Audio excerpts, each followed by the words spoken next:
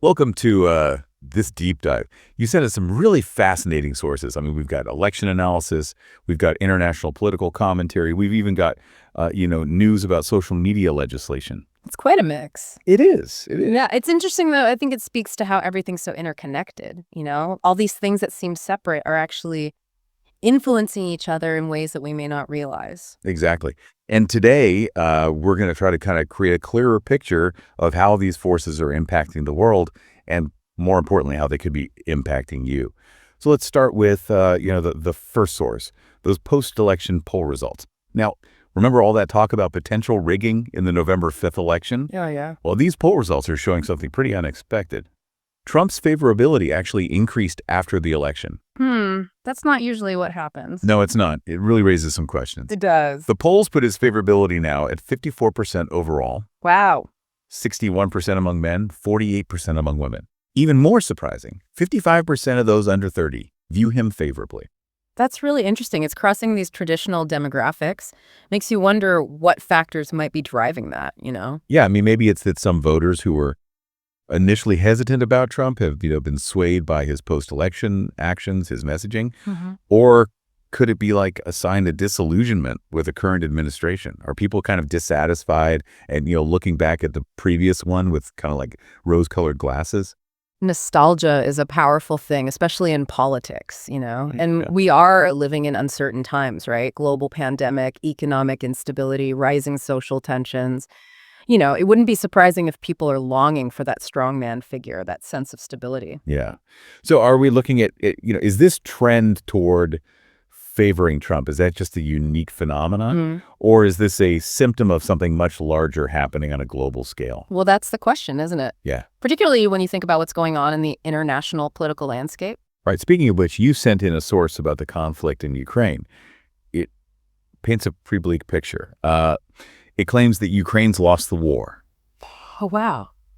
that Zelensky's manipulating the situation to get NATO protection, and that Western support is about to dry up. Those are some pretty bold statements. You have to be careful with those. The situation in Ukraine is bad. We know that. But saying the war is lost, I think that's oversimplifying things. It's changing all the time. And even though Russia's made gains, Ukrainian resistance has been really fierce. So you're saying it's too early to declare a victor? Absolutely. And as for Zelensky's motives and waning Western support, there's a lot of speculation flying around there. He's definitely been pushing for NATO to get more directly involved, which is risky. But is that a desperate plea or a power play? Who knows? That brings up something we've been hearing a lot about, this information war surrounding the conflict. What does that actually mean, and how's it playing out here? Imagine like a battlefield. But the weapons aren't just bullets. They're misinformation, propaganda, carefully crafted narratives. They're designed to sway public opinion. So both sides in this conflict, they're trying to shape how people think, both in their own countries and internationally. So it's like a battle for hearts and minds happening alongside the actual fighting. Exactly. Which makes it even harder for people to know what's actually happening, We're being bombarded with all these different stories, propaganda, lies even. It means we all have to be much more critical thinkers. So how do we, as you know, informed citizens, navigate this landscape of information and misinformation? Well, it's tough. One key thing is to question everything. Who's giving you this information? And what's their motivation? Look for reporting that's backed up by evidence. Be careful of sensational headlines. And always think about the source's bias. That's good advice. We should keep that in mind for everything, not just this, especially as we look at that next source you sent, which is about Australia's new social media legislation. This one really ties into what we're talking about with misinformation. Yeah, the Australian government has gone ahead and banned social media for anyone under 16. Wow. It's caused quite a stir about the role of social media, especially for young people. Yeah, on the surface, it seems like it's aimed at protecting young people from, online harms like cyberbullying, inappropriate content. But some people argue that it's infringing on freedom of access and, maybe even hindering the development of digital literacy skills. Right. It's about finding a balance. It is. It is. And this isn't just happening in Australia either. All over the world, people are looking at how social media is impacting society. Governments are thinking about how to regulate these powerful platforms. And we're all becoming more aware of the downsides, the misinformation, the erosion of privacy, even the possibility of manipulation. So where does this Australian legislation fit in with this information war we were talking about earlier? Is this censorship or is it protection? Or is it something else entirely? That is the million-dollar question, isn't it? And it doesn't have an easy answer. But we need to talk about it, especially as technology keeps changing and shaping our lives. Absolutely. And it raises some important questions for you, the listener. How do you feel about this balance between safety online and having that freedom of access? What does it mean for you and where you live? These are big questions, Here you are. but important ones. And it makes you think about, who's pulling the strings behind the scenes? Who's really shaping this digital world we live in? Which actually brings us to your last source. We just, looked at some pretty interesting stuff and kind of unsettling, too, with all these allegations about David Plouffe, his connections to Mark Zuckerberg and the whole MAGA movement. It really shows how these things we've been talking about, the political shifts, the information war, even social media, how it's all connected. It's a real tangled web, isn't it? Regardless of whether those specific things about Plouffe are true or not, it definitely brings up these big questions about power, influence, and how technology shapes the world. Absolutely. It's not just governments and parties anymore. It feels like it's individuals, it's corporations, even these algorithms that have all this power and are influencing the information we get. Yeah, we're seeing a real change in how power and influence work. Makes you wonder, right? About accountability, transparency, even what it means for democracy itself. Honestly, it can feel a bit overwhelming. And for you, the listener, I bet this feels pretty personal. Like, how do you even begin to sort out what's true in all of this? How do you make smart decisions when you're being bombarded with all these stories and agendas? You're right. It's a challenge we all face now. It's not about being cynical and not believing anything, but you have to have a little bit of skepticism and be willing to consider different sides of things. So how can we, I guess, get better at being these discerning information consumers?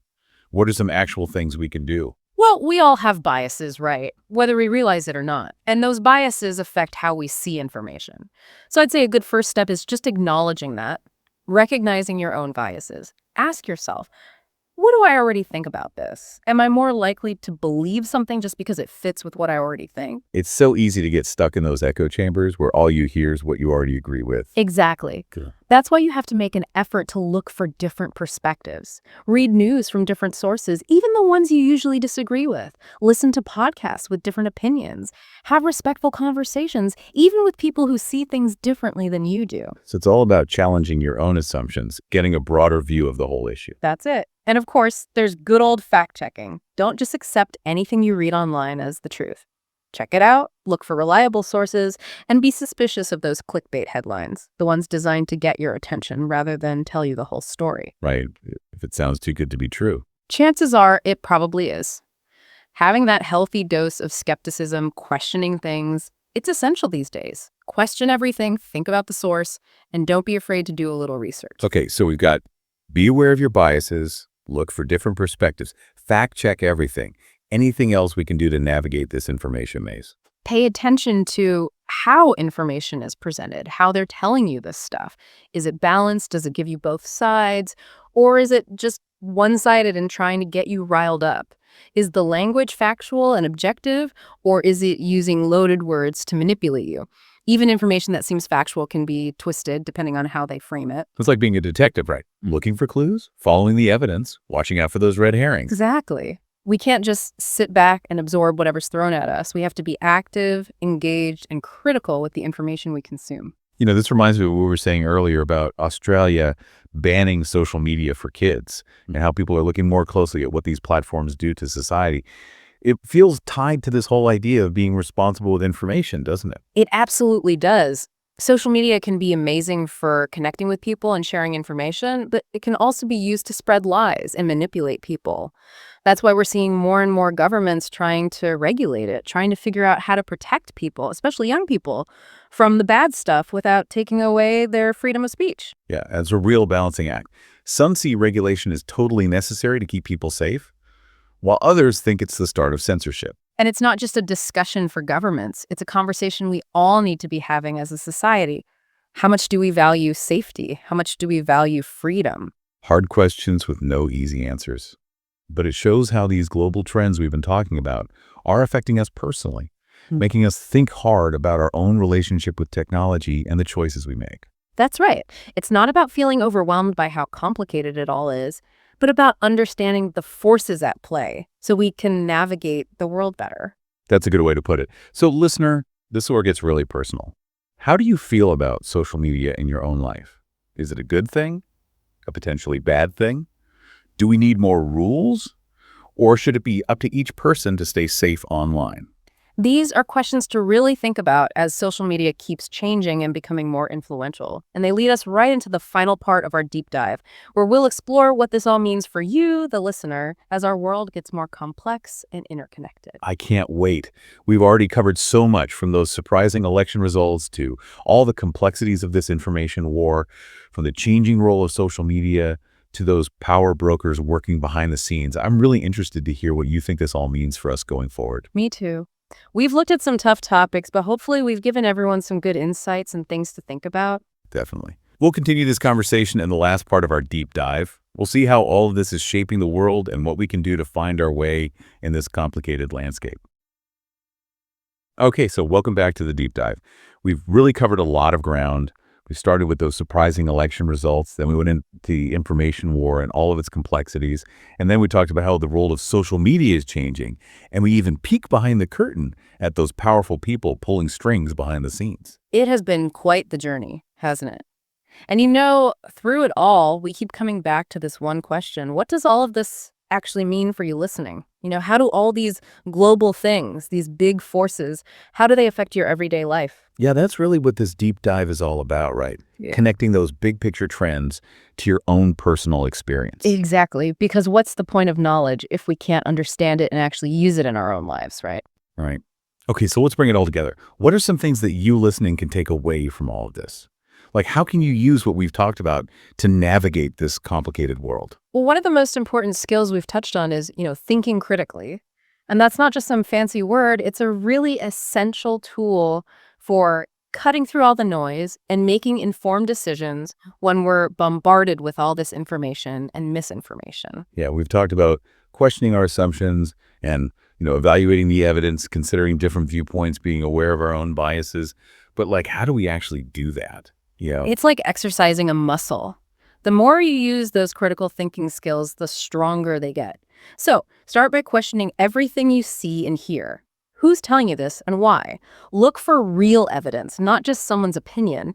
And don't be afraid to dig a little deeper, check things out, make sure those claims are actually true. And as we've said, it's so important to look for different perspectives, even the ones that challenge what we already believe. Exactly. You got to step outside that echo chamber and actually engage with people who think differently than you.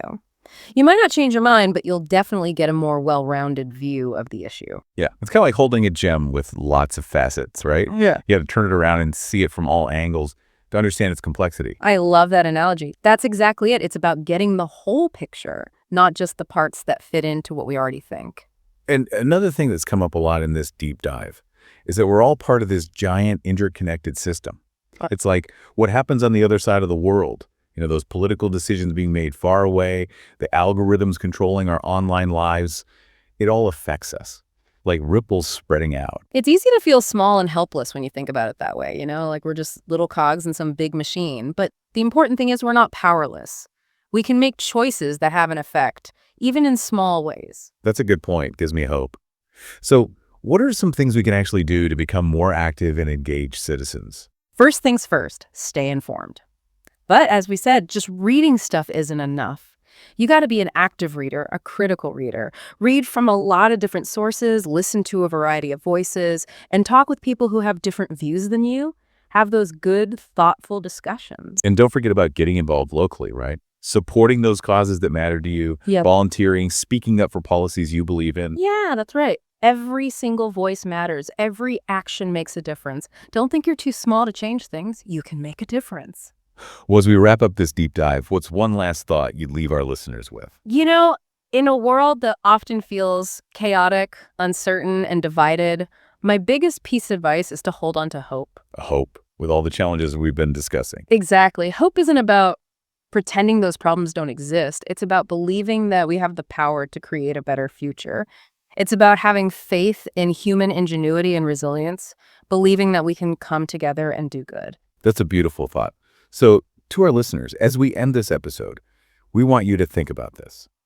In a world where information can be used as a weapon, but also gives power to the people, what role will you play as an informed citizen? How will you use what you know? How will you use your voice and your actions to help create a world that's fair, just, and sustainable for all of us? Thank you so much for joining us for this deep dive. We hope this conversation is giving you the tools and the inspiration you need to answer those questions. Until next time, keep being curious, keep being engaged, and keep that hope alive.